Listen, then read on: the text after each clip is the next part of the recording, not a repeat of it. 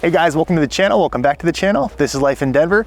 Today we're going to be covering for you guys Centennial, Colorado, going through all the pros and cons of this area. What's really cool about Centennial specifically is this is one of the few areas here in the metro that does allow for Airbnb. So for our big investors out there, this is one you definitely don't want to miss, as well as it has great proximity to downtown Denver and DTC. So it's very family friendly, good proximity for all of those guys commuting. So either way, great area, don't want to miss it.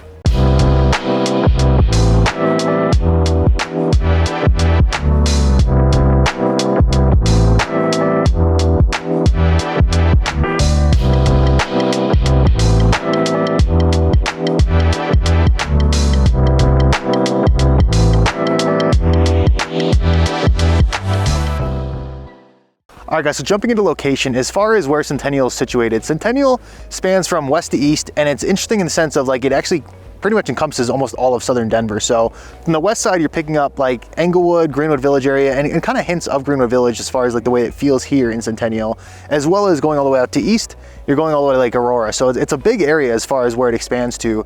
And as far as like, you know, day-to-day commuting and all of that, what that looks like, this is probably the most central city you could pick in the entire metro as far as if you're going to anywhere in the southern area to be working. So whether that's downtown Denver, DTC, Lone Tree, all these big kind of commercial areas where a lot of the employers are at, this is probably one of the best places you could live, honestly. So really a hard one to beat if you are someone who still works in person.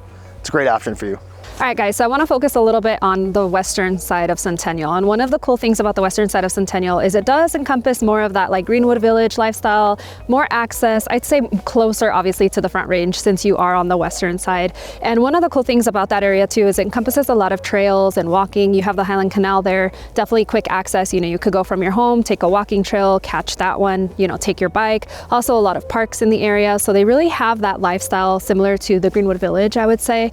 Bigger lot sizes, more established neighborhoods. Exactly, more established neighborhoods. So if you're looking for a house, you know, with more mature landscaping, you like the big yards, the more privacy, you know, 6-foot privacy fences, this is one of the areas that I would recommend for you. Definitely, you know, a unique character and definitely home family friendly as well. So really cool in the sense of what the west side has to offer. On the other side, on the east side of Centennial, it's similar to a southern Aurora type of feel. So definitely, you know, still some development going on in some of those areas. There's also great access to, you know, if you live on that eastern side of Centennial, you do have great access to the Southlands Mall, which is a very popular shopping place. You also have access to, you know, different developments throughout the area to access local Targets or like shopping, things like that. So different feels for sure, even though it is like one overall city. Yeah, absolutely. It's just the reason we want to call it the bigger lot size is the more established neighborhoods. Like this is getting harder and harder to find throughout the, you know, the metro as a whole, obviously. And what you find too is like when we compare it to say Greenwood Village is higher in the price point. Centennial is still very reasonable throughout the entire area. So it's a great opportunity if you do want that bigger yard, that bigger, you know, more established home and everything.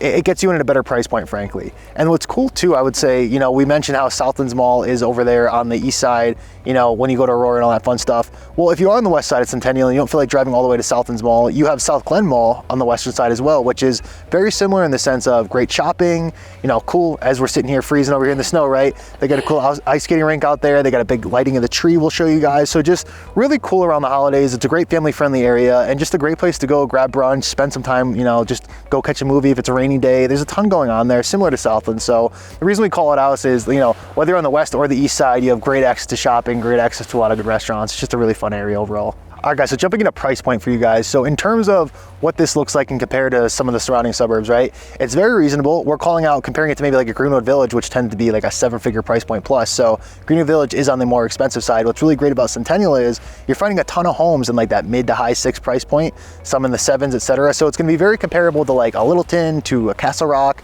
or a Highlands Ranch, right? So if you like those areas, if you're interested in those areas price point wise, this is a great fit, but it might also offer, you know, better proximity to working in DTC or Lone Tree or wherever it may be for you guys, right?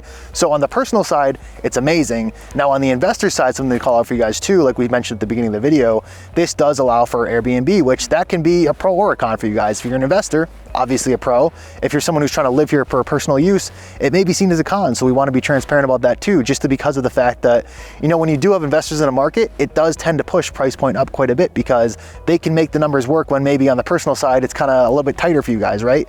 So not only are you going to have, you know, price appreciation maybe come up a little bit more in this area, which could be a pro, But on the other side too, you're getting a lot more competition from those investors who have, obviously, they're flush with cash. So that is just something to consider. The other, I guess you could say, con in this aspect is, when you do have an Airbnb potentially as your neighbor, there could be a lot of people coming and going, a little bit of noise. So just something to be transparent with you guys about. I think one of the things though too with that, like even though you are a neighbor and you may have an Airbnb next to you, there is a lot of regulation in terms of the allowance of how many people can stay there. Also, the requirements if you are going to have if you are going to use your property as an investment, you need to get a license from the city of Centennial.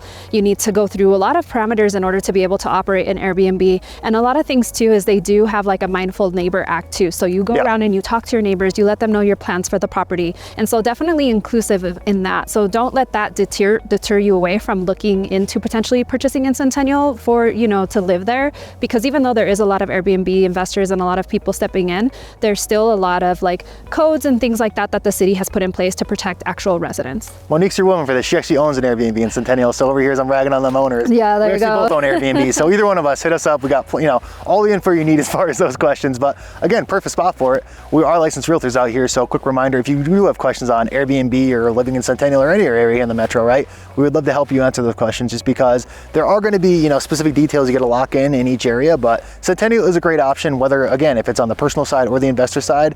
The price point's reasonable. It's very friendly to investors and everything. So it's a great area overall, I have to say.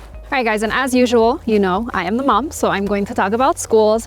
One of the biggest things about Centennial is that it actually offers access to the best school districts here in the Denver Metro. So depending on where you are, if you're located in the eastern side of Centennial, you'll have access to the Cherry Creek School District, which is commonly in the top 3 school districts here within the Denver Metro. And then if you live on the western side, you have access to Littleton School District. So definitely a great thing to consider if you are looking, to purchase a home and you're thinking about living in the home with your family and you have little ones to send to school.